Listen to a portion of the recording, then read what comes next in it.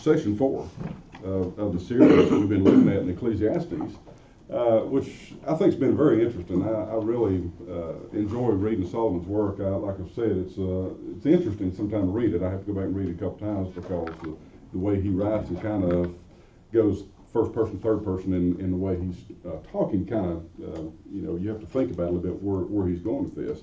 But the title of the lesson this morning is The Problem with Work. And so as we get into this, we know we all work too hard, so we're probably not going to go there with this, because we could talk for about 3 hours about how hard we work. And we were just having a conversation this morning about how hectic things seem to be, and I think it's everywhere. When I talk to people, either inside Eastman or outside Eastman, it seems everybody feels like it's just chaotic in their workplaces, and I think it's just kind of become the new norm of the world we live in. Before I get started too far, do I need to say anything about this, by the way? Rise Against Hunger. That's what it is. Yeah, just remember, I don't know if there's any updates. How are we on people? We've got close to 100. We're probably at 100 right now. So there is no limit, but okay. But we've got enough to do it, and the money's been raised. So. Good. And he said as long as if we give him a head count, rough head count, he kind of tells us how to arrange things so everybody is busy. So they're used to working with fluctuating numbers, and he also realizes that number can change from time to sign up till time things come up and people get pulled away. So I think we're going to have a sign-up sheet that morning. Is that right?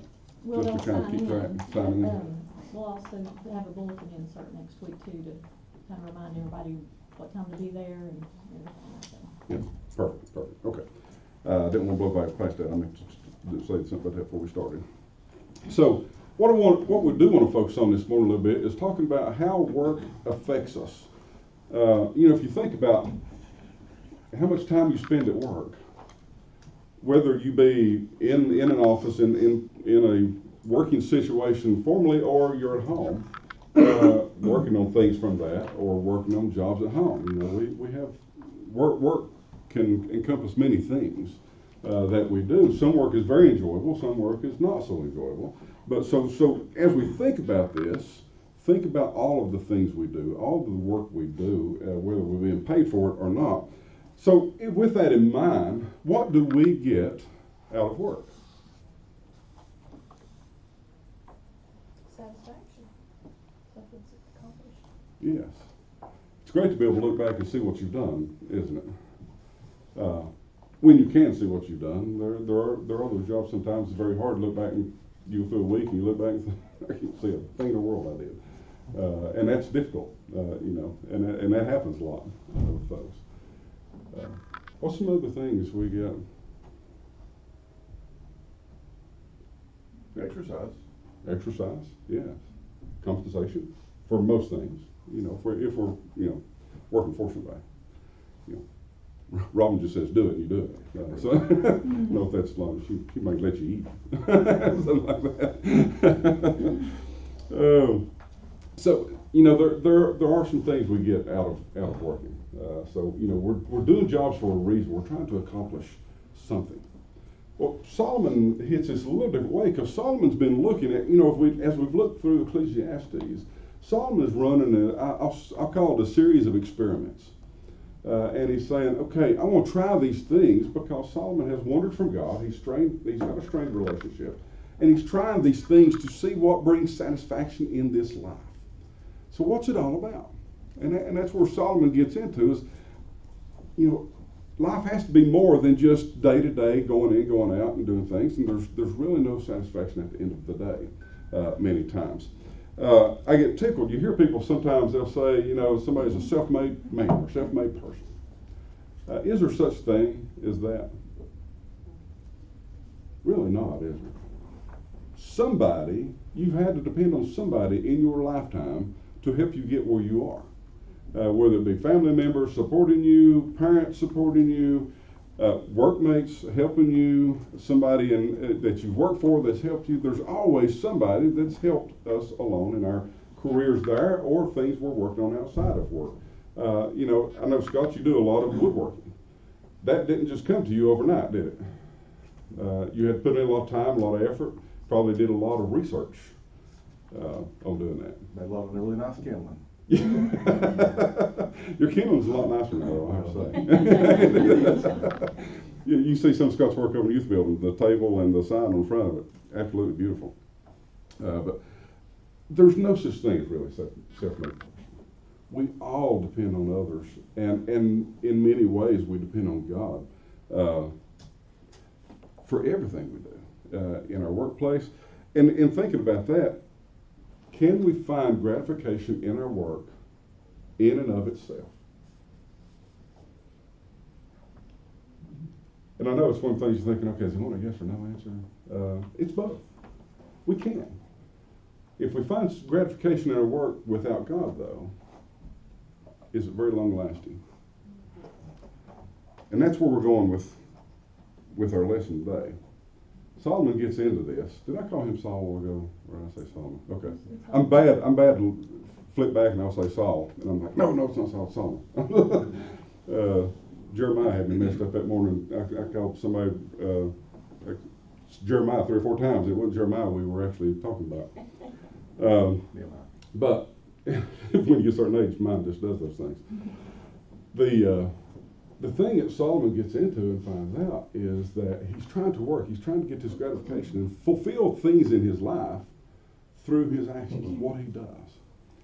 And we're going to read in here in just a minute the frustration that he senses from this. Now, we all have a certain amount of, we think we're important in our job, right?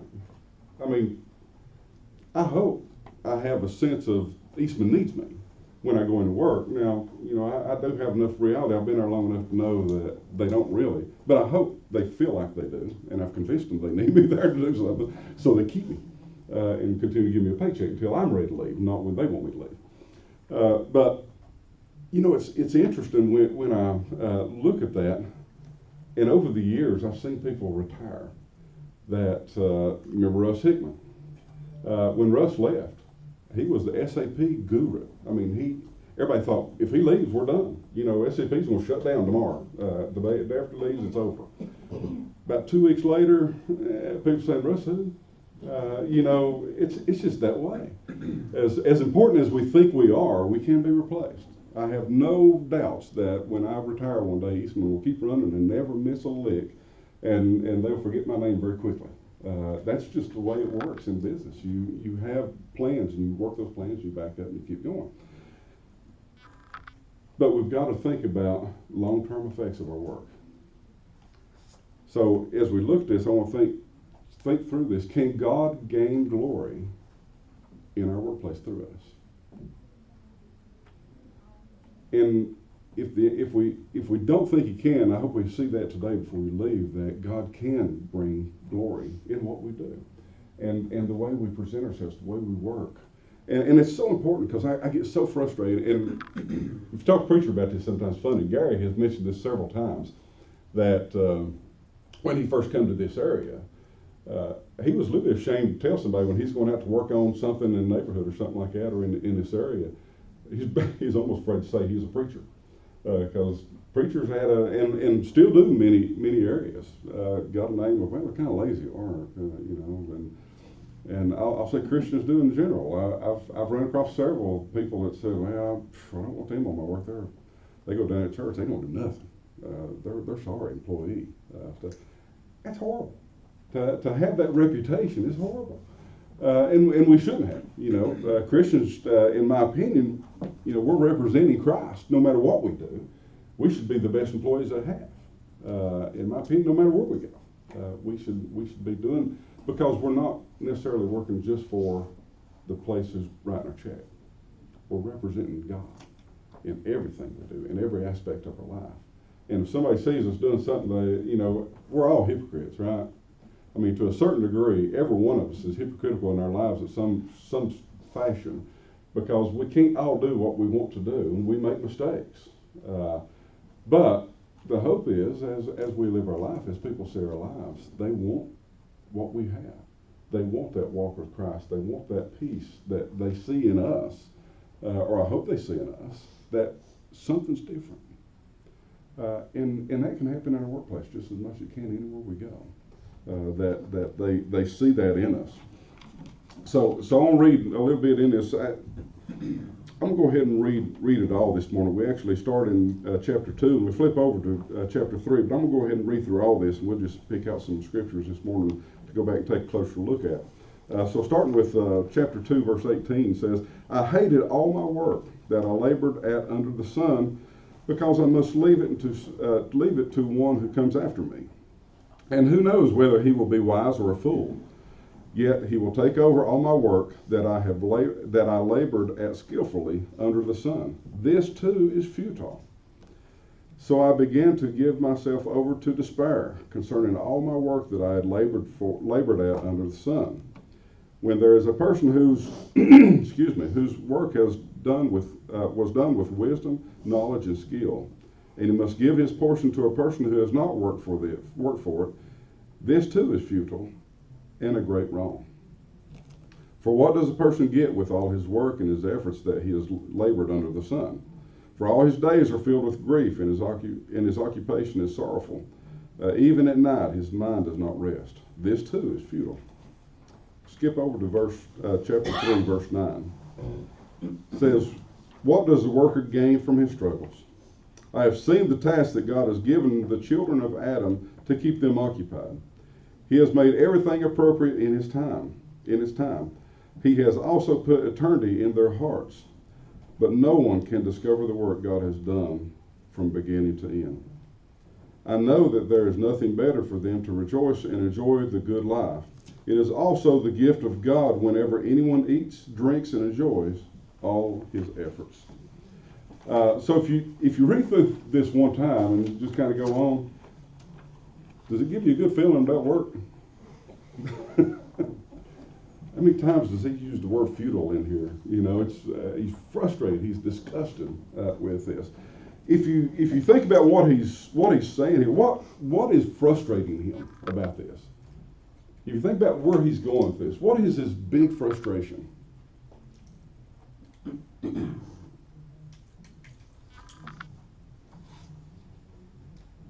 It's leaving his work for someone else, isn't it? He spent a lot of time. You think about it.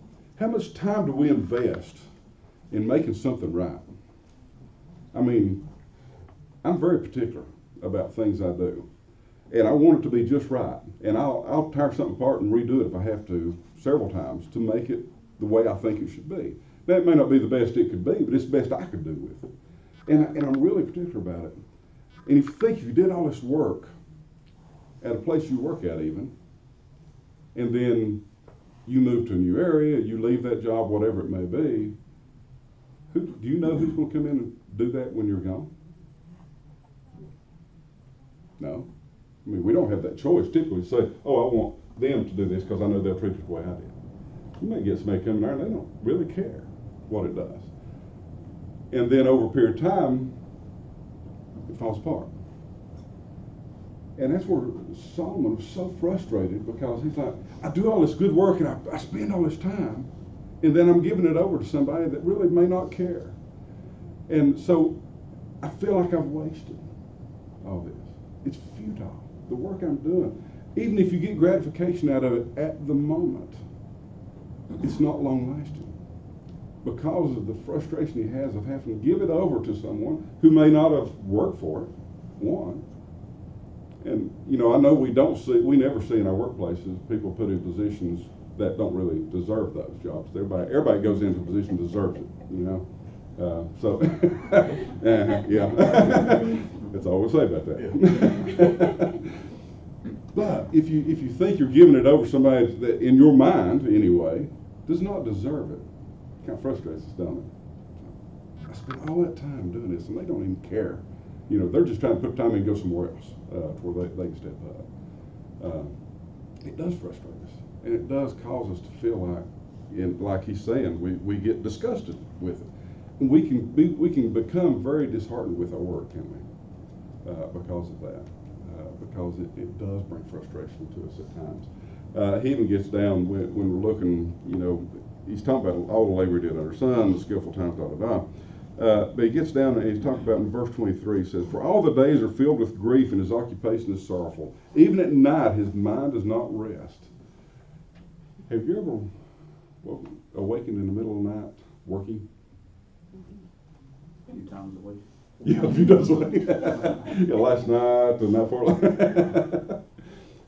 Can you just turn it off and go back to sleep? Well, wouldn't it be nice? Be able to turn it off and go back to sleep. There's been several times, you know, Linda will tell you, I'll finally just get up and I'll go log in and do something, or I may get my Bible and read a little bit or something. Just try to get my mind off of that to get back on something else so I can go sleep. I can rest. But it becomes something that occupies so much. I was gonna say, I think we as a society have been focusing so much on information, and from an IT perspective, our management wants us to continually learn, continually to try to find the next big it. And I think that we have to learn how to disconnect before. And when we learn to disconnect, we won't have, I've woken up like you say, in the middle of the night, thinking about everything that I've got to do. And I just say, God, I need to rest. And it works. But I think the society is got us to where we're always having to move that needle. Yes, I would agree. And we're told that, right? Yeah. I mean, our places of employment, just everybody, I don't care where you work, you want to move forward. The company's wanting you to do more all the time, to move things forward, to be, because it's a very aggressive, we're on a global, most times we're dealing with global economies and stuff like that, so we're competing with the world. Now, where a few years ago we weren't. It was not that way, at least not to the degree it is today. I think it's just like a snowball, right? It just gets worse and worse over time. And to find true satisfaction in our work is difficult sometimes. We go in, we're frustrated, we can't, you know, the bar is set high sometimes, we can't reach it. Sometimes we're the ones who set that bar. I'm pretty bad about setting really high expectations for myself, and then I can't reach it and I get frustrated. And I've built my own frustration. You know, it's like, I did this myself, I know better. You know, you're talking about something I know is unattainable, but yet I've set that as, that's what I've got to get done before I'm going to be satisfied with it. So we'll do it to ourselves sometimes and cause ourselves this dissatisfaction in our work. And it's interesting, you know, talking through, I thought about this actually yesterday. We went down and run fence yesterday at the farm. And, you know, after reading through the lesson and thinking about that, I was thinking, you know, at some point, that's going to go to somebody else to take care of. I hope it's within the family, but it may not be. I will have no control of that at some point. Are they going to take care of it the way I want to take care of it? Is it going to look the same? Is it going to grow up and be just a wilderness again? You know, what's going to happen to it in the future? And you think, I'm putting all this time into this. And I know Dad thinks it's much more because he's put more time than I have into it. But you put all this time into something, you think, gosh, I just want this to look so good. And you have this picture in your head, and you know at some point somebody else is going to have that. And it does. Sometimes it gets in my mind. I'm thinking, you know, how can you guarantee this? Well, you can't. So then the frustration comes in. It's like, well, if I can't guarantee it, why am I doing this? And it causes us getting these loops that are difficult for us to handle in our mind and get through this. But I think what it comes down to, and we'll see this in chapter 3, if we think about who we're truly working for. I mean, Eastman writes my checks, and I'm very grateful for that. And I like to eat, so I hope they keep writing those checks. But at the end of the day, the reason I do what I do is not because of Eastman. The reason I do what I do is because of what Christ has put in my heart. I want to do the best I can. I want to do things that will please them and help move things forward so that future generations will have some place to go work. And they'll have things to do. They can see, hopefully, some benefit from things I've done and things I've contributed. Same way if I go down to the farm. I like being outside and seeing those things. And to me, there's nothing, but I know people at work think I'm crazy because in spring or early summer, you know, I'll take some vacation and go do hay and stuff like that. You're taking vacation to do hay? I said, yes, I am. It's great. Need to come down and join me, right? No, I don't think so. And I told him, I said, it's just nasty work. It's. By the time I come, Linda can tell you, I am covered from head to toe. When I get in the shower, it's just like filth, running forever, trying to get that off of it because I'm covered in dust and all this kind of stuff. And I love every second I of it. started saying you're smiling ear to ear. Yes. All you can see is my teeth when I smile. But it's one of those things that I can get in that zone, and all I really care about for a period of time is making a nice round bale of hay that will stack good. And it looks good from road, so people just drive by and say, hey, he didn't know what he was doing. You know, I want it to look good. But there's nothing better at the end of the day for me to be wore out. And you come down from the last time off the hill, unloading the last bit of hay, and see that hayfield cut clean, and smell that hay. To me, that is just about as pure as you can get as far as enjoyment and be able to look back and see something that I have accomplished. I've been able to do this and get something done, and you can see what you did at the end of that. And I'll praise God all the way down the hill when I'm doing it for allowing me to have an opportunity to do something like that. And at the end of the day, I want people to not look at and say, well, he did a really good job. I want to be an opportunity for me to, if somebody said, man, you did a really good job at that, it can open doors up for us to witness to them. As to why. Why do I care what this looks like? Why do I care what these things look like? Why do I worry about those bales to make them just right and all this kind of stuff? I do that because Christ has placed this in my heart. That no matter what I do, I want to do it the best I can do for Him, so He gets glory. Well, if I'm getting the glory for it, it's not going to go very far, is it? It's done. If I can turn this around because someone said something like that and give Him the glory and point them to Him, then I've accomplished something. Then I can feel good about this for long term. It's not just, well, you know, if you roll something out there and you roll those bales of hay and it rains on it, what does a bale of hay look like after it's been rained on? Especially a round bale. You know, it starts to look like a Hershey Kiss very quickly. And you know, then frustration, you're complaining and stuff about the rain, all this kind of. If we do it for God, though, it's really all right. We've had situations where things didn't go right, and I'm laying in the ground underneath the bale or trying to fix it and stuff like that, thinking, Lord, this isn't what I was planning on doing today. This is not fun anymore. But it can still be something to turn around and give to God, but for Him. And that's what Solomon runs into. You know, he asks, what does a worker gain for his struggles? In verse 9 of chapter 3. And you can almost hear the desperation in his voice, can't you?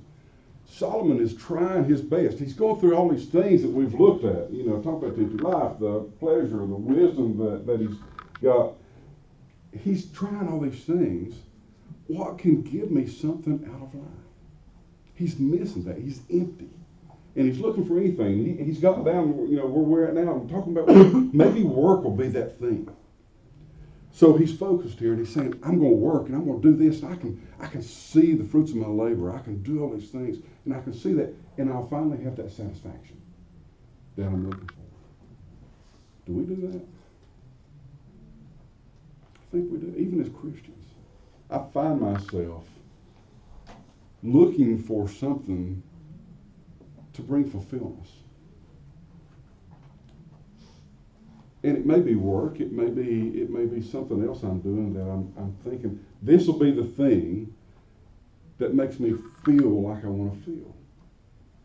And the problem with that is, it's a feeling. It's not a relationship. It's not long-lasting. It's very short-term. It's like happiness, right? You know, the difference between happiness and joy is happiness is dependent on what's around you, your circumstances, what you've done in that, and it's usually very short-lived. Joy is from within. It's because of our relationship with God that we can have joy in the bad times, in the things that's going on in our lives that aren't happy. but it's not a feeling. It's something that's harder to explain. And I think that's where Solomon's at, and that's where we are many times in our lives, because our relationship gets strained, doesn't it? If you're like me, I mean, I get so frustrated at myself many times because I'll get to a point where I can feel this brewing. And I don't know if you've ever been like this, but I can feel it. I mean, it's just like in a pit of my stomach. Over a period of time, it's just like something's not right. And I'll be sitting there trying to think, what's going on that I feel stressed, I feel worried, I feel upset, but there's no one thing that I can say, oh, that's it. It's just like it's there and it's gnawing at me. And I'm thinking, what is going on? Why do I feel so restless? Why do I feel so unat ease, that I just can't get this past me? And then I'll finally listen a little bit. And God will say, where are you? And I'll realize that I've stepped away from Him. And I'm trying to handle things on my own. Because things may have been going well.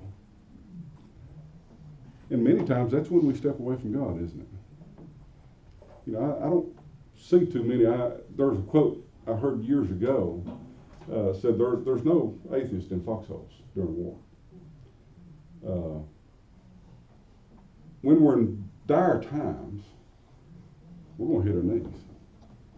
And we're going to search out God and ask Him to help us through those times. If we have friends going through dire things, we're going to hit our knees for them. And we're going because that is forefront to our mind, is we know this is out of our control. We've got to have God's help to do this. And we know God can do this for us. But when things are going okay, that's when we oftentimes say, God, I got this. We're not saying it that way, obviously. But reality, that's what we're doing. Things are good, God. You go work on somebody else, I'll let you have a day off. I believe I can do this.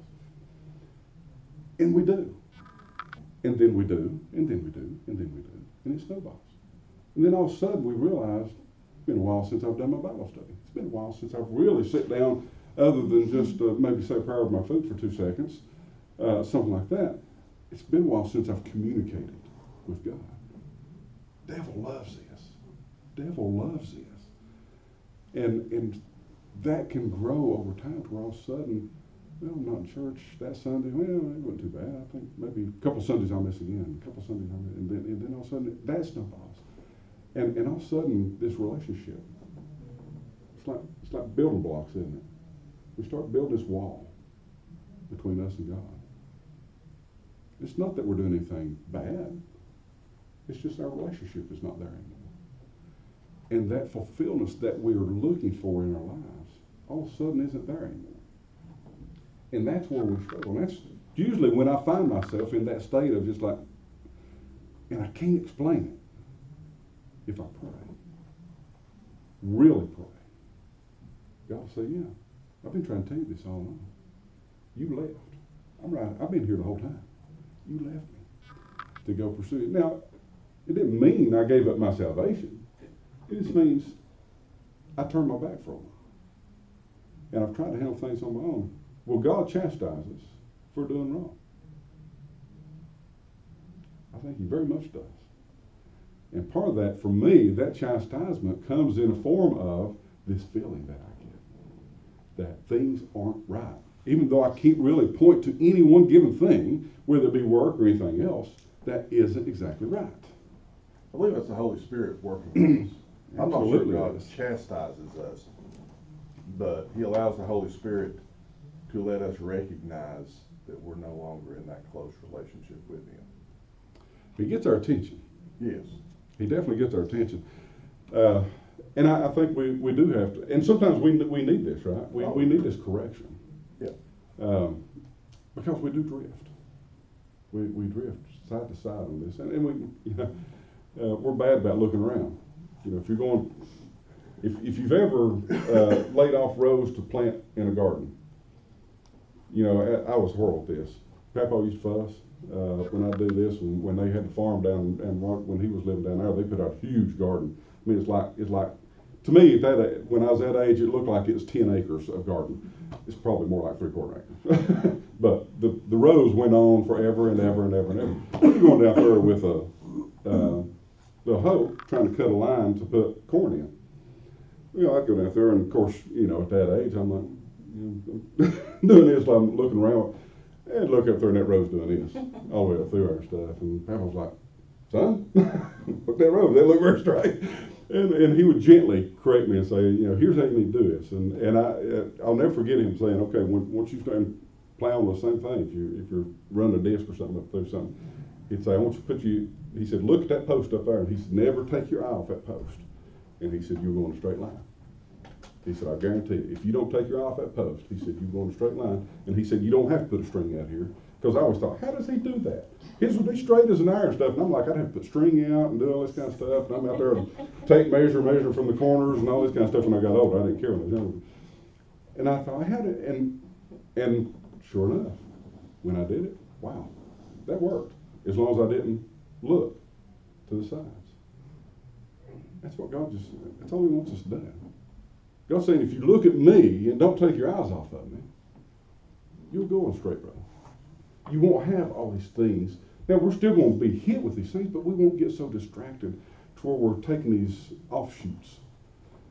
But we don't do it, do we? We get distracted. We look to the side, and, you know, if you've ever taught a young person to drive, your first thing is keep your eye on the road in front of you. Don't look up there because they go, you know, no matter where they look, that's where the steering wheel goes. You know, it's like, oh, don't do that. We do that all the time. And in our workplace, we need to be the same way. We need to stay focused on what God wants. No matter what's going on at work, it's crazy. Yeah, everybody's dealing with this. And it's so frustrating sometimes because we feel like Solomon. Going to work saying, this is futile. We're doing all this work and does it really mean anything at the end of the day? Are they going to change directions in 2 weeks and all that's going to be thrown away and we're going to do something different? Whatever the case may be that we're dealing with. If we keep our eye on God and do our work in such a way to please Him, it really doesn't matter, does it? The frustration that we feel will kind of subside because that's not what we're really working for anyway. And I think that's what Solomon kind of comes to in where we finish up today and look at this. He says, I know that there's nothing better. This is verse 12 and 13. I know that there's nothing better for them than to rejoice and enjoy the good life. It is also a gift of God whenever anyone eats, drinks, and enjoys all their efforts. Now I'm going to read this out of my translation. I really like the way it's read, better out of it. Same verse. It says, so I concluded, there is nothing better than to be happy and enjoy ourselves as long as we can. And people should eat and drink and enjoy the fruits of their labor because these are gifts from God. It is a gift from God. And it just, when I read that this week, that just rung in my head over and over and over. It is a gift from God that yesterday I got to spend time with my dad all day, running a fence. He's 76 years old. Now, most people say he don't look 76, and he doesn't. He's 76 years old. We ran barbed wire fence all day yesterday. And my 2 sons-in-laws. That's a great day. And at the end of it, we all looked back and said, man, this fence looks good. And we could see we finished the job end to end. And it just felt so good. And I was able to spend time with the people who mean so much to me in my life. We've got to take advantage of it. God, what He realized. Now, I love this last part. When I love this version better, I'm sorry. But He said they should eat and drink and enjoy the fruits of their labor because these are gifts from God. God gave me a gift yesterday that I have enjoyed last night and I've enjoyed this morning. That I was able to spend time with those people and we got something done. The labor was fruitful. But I couldn't have enjoyed that without God being part of it. We were able to go to breakfast together and have prayer and talk about the safety of the day. And at lunch, have prayer again and talk about, thanking God for the safety that we've had and continued watch care as we went through the rest of the day. And to keep God centered. We even while we were working, we were talking about these lessons in Ecclesiastes that we've been going through and stuff, and you know, how apropos they are for us and the things we struggle with in our lives. To have that opportunity is awesome. And I cherish those days. Because it's not always going to be that way. You're not always going to have those days that are that fulfilling that you can immediately get gratification from. But if we keep our eye on the prize, those days that aren't like that will be much easier to deal with. Because we know that God has us. And the things we're doing is because of Him. Now, I want to do the best I can because of what He's done for me. And whatever happens to it after I'm gone or after I've moved on or whatever it may be, really doesn't matter. I can't control it. All I do is worry about it. And that adds nothing. But if we just come to that realization, work will become so much different for us. That all we're doing, I'm showing up at Eastman every day, but I'm working for God every day. And there's opportunities that's going to come in all of our lives. If we are working for God, many times you won't have to go find somebody to witness to. They'll come to you. Why aren't you mad? Why aren't you frustrated with all this that's going on? Because I guarantee you have coworkers that are frustrated. They're going to recognize something's different. Man, what an opportunity for us to have someone, we always talk about, sharing the gospel in the workplace can be challenging, right? I mean, there's governances that are in place now in many workplaces that prevent that. But I can sure answer a question if somebody comes and asks me anytime, and I will. But I'll take advantage of those opportunities to say, yeah, let me tell you why I'm not that worried about it. And it gives us those opportunities. So I think there's, if we look at this and examine what He's told us here, it becomes less futile in our lives. That the things that we've seen, when we try to do it without God, we see that as frustration and feels like we're throwing it away, really has lasting effects, long-term effects that can affect people's eternity. It certainly affects our eternity. So just something to think about. If you have a chance to go back and read through some of this, I'm telling you, these have been fun. I like Ecclesiastes. It's fun stuff to apply that we can apply today to our lives. So I hope y'all have a great week. Come over and eat your steak and potatoes here in a little bit. It'll be good. Have a good day.